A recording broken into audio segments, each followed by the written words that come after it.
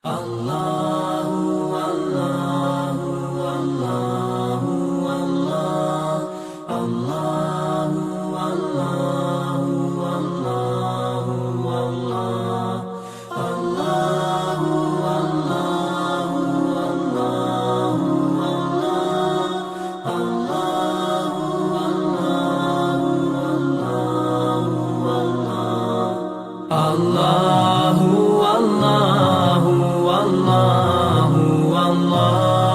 Allahu Allahu Allahu Allahu Assalamualaikum Ustaz. Waalaikumsalam warahmatullahi wabarakatuh. Mau izin bertanya mengenai apa hal-hal yang terjadi belakangan ini. Sementara di negara kita ini COVID-19 pun belum selesai, gitu kan. Terus ditambah lagi yang sekarang lagi ramai tentang Undang-Undang Cipta Kerja. Terus untuk kami gitu Pak, ya saya selaku masyarakat awam, bagaimana cara menyikapinya supaya tidak di medsos itu kan terlalu ini ya, supaya kita tidak salah dalam menyikapinya gitu. Menurut Pak Ustadz seperti apa gitu, untuk kita selaku masyarakat awam.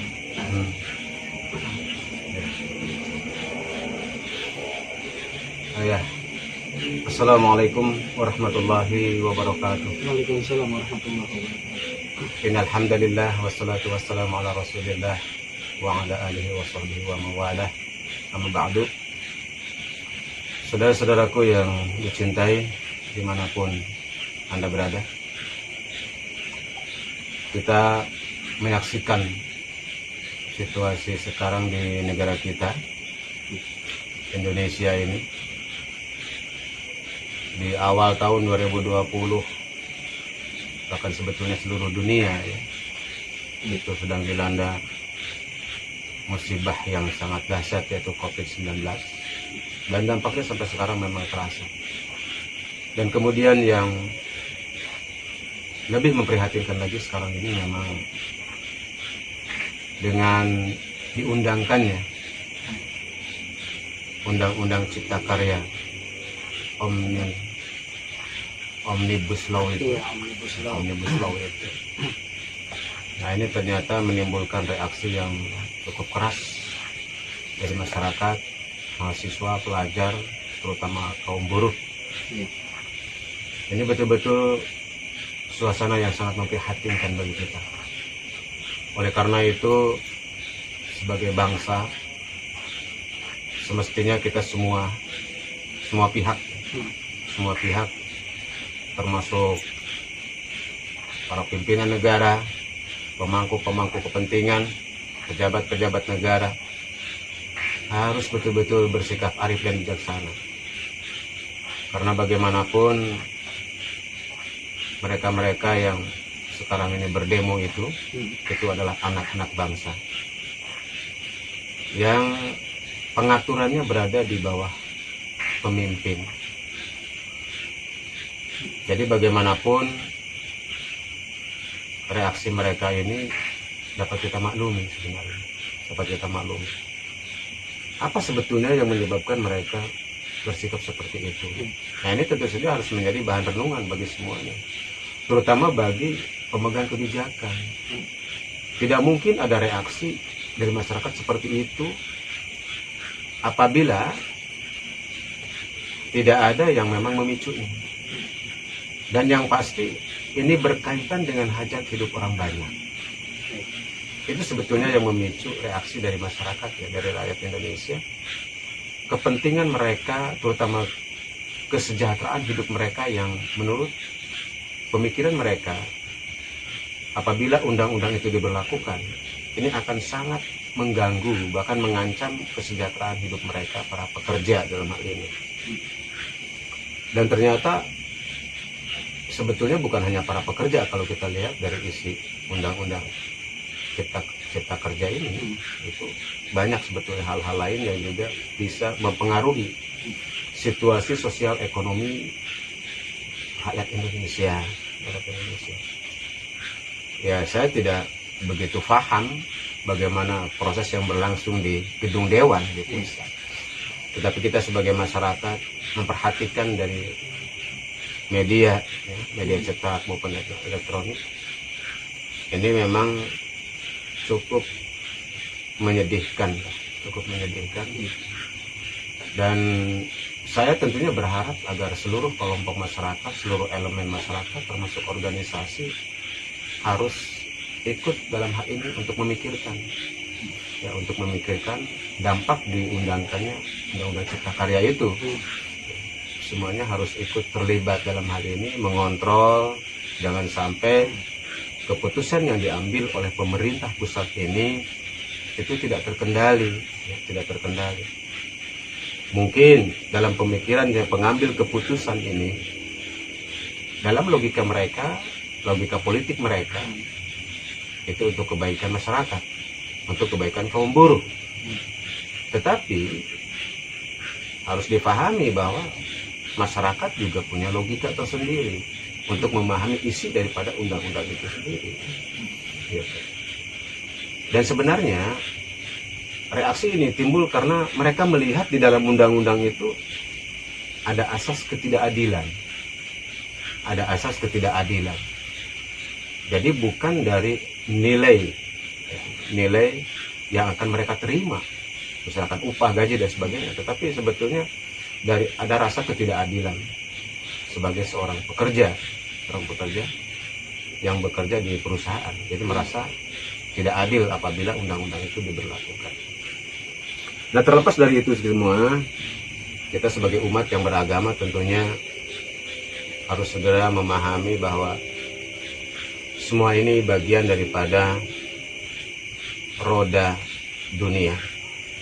Roda dunia berputar yang satu sama lain ini berkaitan. Dampak yang terjadi sekarang ini boleh jadi itu diakibatkan oleh peristiwa-peristiwa terdahulu dan terus berlanjut sampai sekarang, mungkin ke depan. Oleh karena itu, kita berharap semuanya melakukan introspeksi diri. Boleh jadi semua ini ada kesalahan dari kita semua, termasuk rakyat itu sendiri. Entah itu kesalahan ketika memilih pemimpin, ya, ataukah kesalahan di dalam sikap rakyat Indonesia sendiri ketika berpolitik, ketika menyalurkan aspirasi, dan sebagainya. Ya. Oleh karena itu, sebaiknya seluruh elemen masyarakat mulai dari tingkat pimpinan sampai ke tingkat rakyat, yang paling bawah sekalipun harus segera melakukan introspeksi diri dan restorasi pemikiran tentang kehidupan berbangsa dan bernegara seperti apa. Ternyata setiap apapun yang terjadi di negara itu akan berdampak kepada keseluruhan. Artinya pola pikir harus mulai ditata dalam hal ini. Tidak boleh lagi berpikir secara pragmatis, ya, berpikir hanya jangka pendek begitu, ya, dengan logika-logika yang pendek, berpikir yang pendek. Ternyata dampaknya itu panjang. Dampaknya itu panjang. Ya Allah alam bisawab, kita juga khawatir ini juga merupakan ujian dari Allah Subhanahu wa taala bagi bangsa Indonesia sendiri. Ya. Boleh jadi kita semua pernah melakukan sebuah kesalahan di dalam proses berbangsa dan bernegara ini. Kalau undang-undang sih sebetulnya bisa dirubah. Karena itu kan buatan manusia. Itu bisa dirubah, Tetapi yang terpenting, ini merupakan peringatan keras dari Allah Subhanahu wa taala bagi bangsa Indonesia untuk segera melakukan introspeksi diri. Barangkali ada kesalahan selama ini ketika bersikap berbangsa dan bernegara. Ya. Salah sikap dalam berpolitik, salah sikap dalam bersosialisasi, salah sikap dalam berekonomi dan sebagainya. Dimungkinkan juga banyak aturan-aturan Allah yang dilanggar oleh bangsa ini. Atau paling tidak ada ketidakpedulian, ya, bangsa ini, terutama umat Islam, kepada perintah-perintah Allah dan Rasul. Oleh karena itu Allah turunkan musibah ini, Allah turunkan cobaan ini kepada bangsa kita cobaan itu bisa berbentuk bencana alam, ya. Bisa berbentuk apa saja, termasuk berbentuk kebijakan-kebijakan yang tidak sesuai dengan keinginan rakyat. Ini juga merupakan cobaan sebetulnya bagi kita semua. Ya, oleh karena itu sebaiknya segeralah kita semua melakukan introspeksi diri, termasuk para pucuk pimpinan di negara ini. Tolong dipikirkan tentang keutuhan bangsa dan negara, dipikirkan tentang hajat hidup orang banyak, dan jangan sekali-kali membuat sebuah kebijakan yang akan mencederai rasa keadilan rakyat Indonesia. Karena apabila rasa keadilan itu tercederai, ya, apalagi ternodai, maka dimanapun akan terjadi reaksi yang sangat keras. Nah, kita sangat khawatir kalau seandainya dibiarkan, ya, dibiarkan mengalir begitu saja tanpa ada upaya-upaya perbaikan untuk mengatasi situasi yang sekarang sedang berkembang. Ya, kita berharap sih tidak sampai terjadi chaos ya dalam hal ini, karena apabila terjadi chaos ini sangat mengkhawatirkan bagi kehidupan berbangsa dan negara, pastinya akan mempengaruhi dari segala sosial, ekonomi, ya, politik, keamanan bahkan. Ya. Ini sangat mengancam kehidupan kita semua. Terlebih-lebih sekarang dalam situasi COVID ini, anak-anak kita juga, para pelajar sudah tidak bisa bersekolah secara tatap muka. Sebetulnya konsentrasinya harusnya ke sana sekarang ini. Kita harus konsen ke sana untuk memikirkan kehidupan anak bangsa, generasi muda ke depan seperti apa. Harus ada skala prioritas. Harus ada skala prioritas di dalam mengambil sebuah keputusan atau kebijakan-kebijakan dari pusat sampai ke tingkat daerah. Yang pada intinya diharapkan setiap kebijakan apapun yang diambil oleh pemerintah itu jangan mengabaikan hajat hidup orang banyak sesuai dengan pesan Undang-Undang Dasar 45 dan Pancasila. Timbulkan rasa keadilan sosial bagi seluruh rakyat Indonesia. Nah, itu barangkali yang terpenting, ya.